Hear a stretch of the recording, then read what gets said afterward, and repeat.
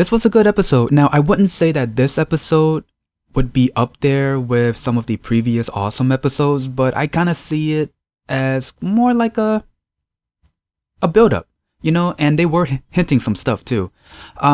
There's one thing I am confused about, and it's how Tae Sool's bodyguard appeared in the past, because I know that Tae Sool was talking about the Hawking radiation. I'm not going to sit here and act like I know all about it. I really don't know anything about it. But yeah, how did he appear in the past? I get that Tae Sool was talking about the Hawking radiation. You send a message to someone from the future and then they'll come to you, which it happened. And he saved Tae Sool and Soe from the control barrel and Sigma. But again, how did he appear in the past? It's not like he used the uploader. Eventually he did fade away, but how did he appear in the past? If someone can explain that to me, thank you so much. Oh yeah, and we actually find out that Tae-san is alive. I remember in the previous review, I was confused. I don't know if he was alive or dead. Like, we know mentally he's hiding in the past, and we don't know what happened to his body. Maybe his body was destroyed, I guess.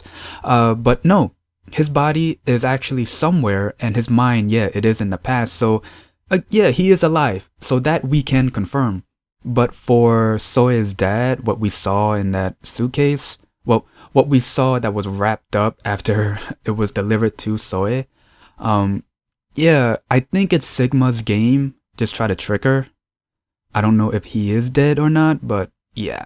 So at the beginning of the episode, we're at the school, the control barrel and Sigma have Soe and Tae Sool surrounded. And first, Sigma continued to call out to Tae Sool to try to come out and play, but then eventually he goes inside to try to talk to him and stick to their plan. Pretty much talk to them and the control barrel will take care of them.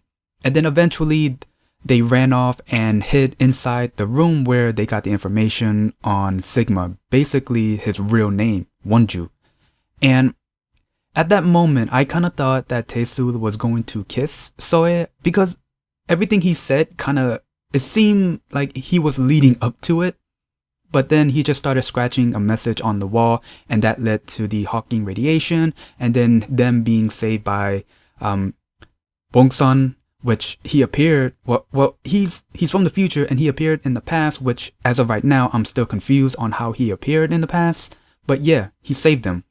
And his story, he's still in life support right now. He's still unconscious right now, and he doesn't wake up until after the war has already started and the world has turned into what we know right now because of the flash forward scenes. Bong Seon did give Tae Sool something. We don't know what it is, but we do know it's inside a container, and he said to him that don't use it until you have no other options.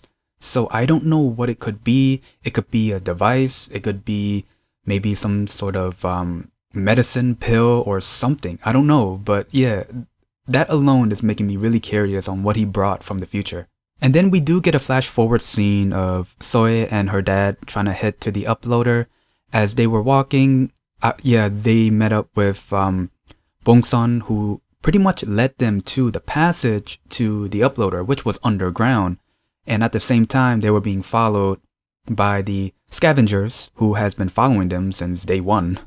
And then eventually they head to a location where they saw control barrel goons, I should say. And then after that, start firing while Soe and her dad were pretty much in the crossfire. And after that mess, she was about to shoot some of the scavengers goons, but then just told them to run off, and then they head off to get to the uploader. And then after that, they head to a building where a pool party is being held. And I'm like, what? Come to find out, Sigma is there too. And Soe was about to shoot, well, she didn't hold up a gun, but she was definitely going after Sigma. But then some of the control barrel goons came in, and then her dad shot the lights out, and then they just ran off. Such a random pool party. So now we're back at the Asian market. Bing Bing is on the computer. She says something weird is happening. Something is being uploaded at their shop. We see something being uploaded, which I thought it was going to be a person. Technically it is, but it just turns out to be a suitcase. Now CEO Park opened it, but just looking at everyone's facial reaction and the fact that they covered their nose, you can already tell that there was something dead in there. But at that point, we didn't know what it was until towards the end. And don't worry, I'll get to that in a moment. And then we see the life of Gilbok, aka Wonju, aka Sigma. And the life he's living, he was pretty much sending hate comments about Tae Sool and his company. He was in and out of jail. And now at this point, he was already out of jail. And he was writing a letter to apologize for sending hate comments and whatnot. And then once he was at home, he was about to hang himself until he got a phone call on someone buying his painting, which brought him to tears. And he finds out that Tae Sool bought his painting. And then someone at the door, it was Tae Sool and Soe, and pretty much they were there. They were pretty much there to kill him. You killed the past Sigma now, then the future one won't exist, meaning no war. Now, what we didn't know that Sigma was holding a dinner party, which Sojin invited Eddie Kim to pretty much reveal what she's been doing. So this is Eddie Kim's first time seeing all of this, and he pretty much invited everyone to see Tae Sool point a gun at his past self. And here's the thing, I get it, you want to kill the past so the future won't happen. But Sigma was like, well, if you kill my past self, that means everything you know and love now is going to be gone, including Soe. So that really put Tae Sool in a really tight position, and he wants to pull the trigger. But then after that, he was like, you know what?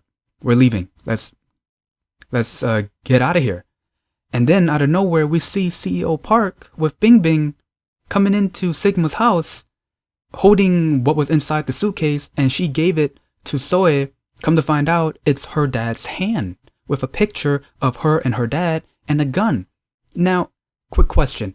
Can that really be her dad's hand?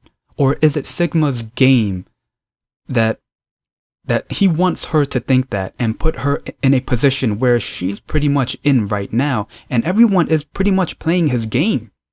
So in my mind, I'm thinking maybe that's not her dad's hand, but it could be. I mean, we know how sadistic Sigma can be, so maybe it is, but we don't know at this point.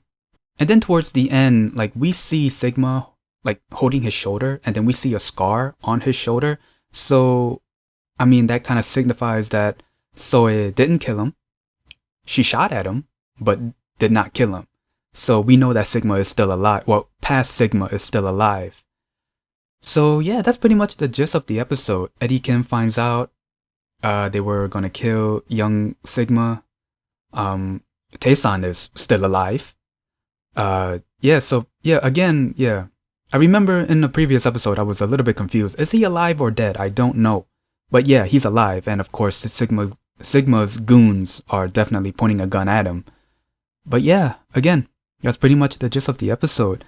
Again, this episode it's not really up there with all of the awesome previous episodes, but I will say this episode was really good, a build-up, and that's the thing too. Is Tae Sool going to kill Sigma? Because if he does, that means, no war. But also, that means that Soe won't have a reason to come back to the past. Ooh, hold up. Can that be the ending of this drama? Where Sigma does die? And then everything gets reset? And future Soe and Tae Sool won't ever meet? And can their memories be erased too? Because it'll be no Sigma in the first place, so the events will never happen. So, that's interesting.